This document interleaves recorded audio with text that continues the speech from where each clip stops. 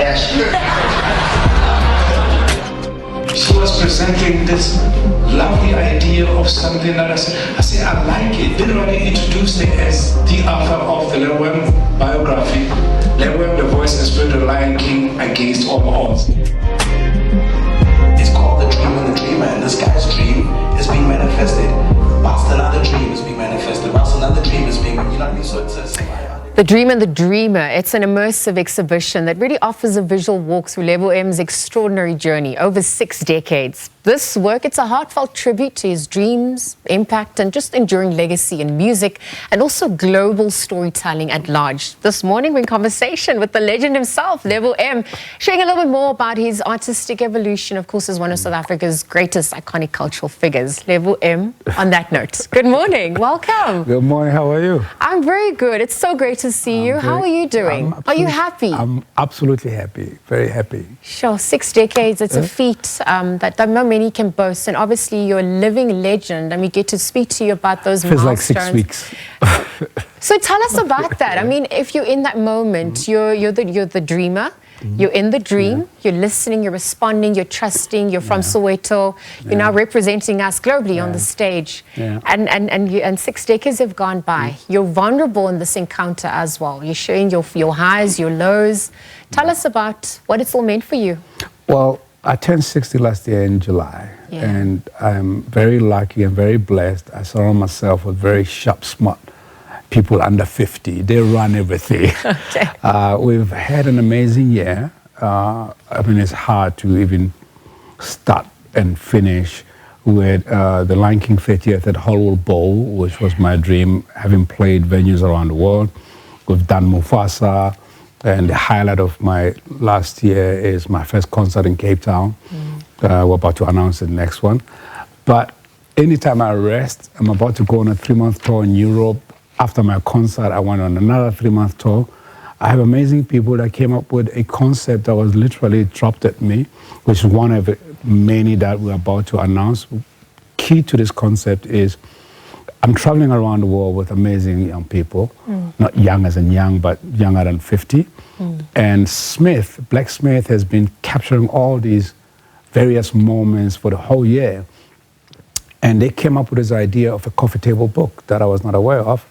So when we did the exhibition, that I'm so grateful and honored that the team put that together, led by Lebo M. We also are announcing my partnership with Lebo M, who's produced and co-produced my concert. So we're doing this intergenerational thing where I have this privilege of being the elder. I get to sit somewhere and get called, we're doing this. And I say, yeah, no. But Lebo and the team, in this case, Lebo and Black Smith, have been driving these many different initiatives, and I put it together towards announcing my biography. And what they did is they took images of me as a kid, you know.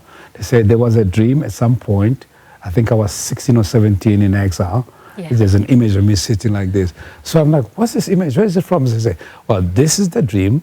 This guy is dreaming about his first concert 100 years later, in this case, maybe more than 40 years later. And I like the concept, only to learn that behind that, in our building where we're going to launch our partnership and we're running our offices, they took over the entire floor and created a Lebo M exhibition called The Dream and the Dreamer, which tells the journey pictorially of just this 1 year alone. And quite frankly, when I went there, I was really blown away, and it really touched me.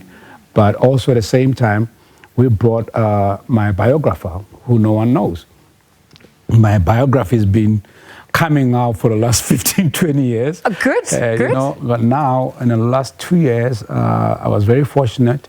I met Sunki Javier, who I grew up with as a kid, and she started working on my biography, and now we have the next thing is all of this has happened. The exhibition is towards my biography. So, but I loved the fact that we're able to position a brilliant photographer, a young man, Black Smith, known as Black Smith, and this was about him. He's what's the word? He's putting together the coffee table book, and he basically put together the exhibition. So it's going to be in our building for the whole month.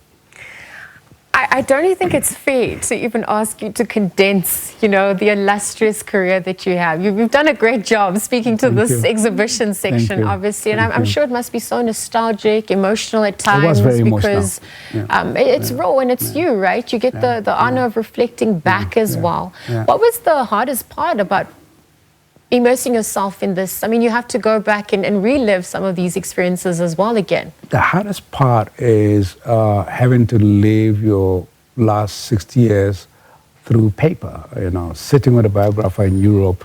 She's following me everywhere. We're going through the highs and lows.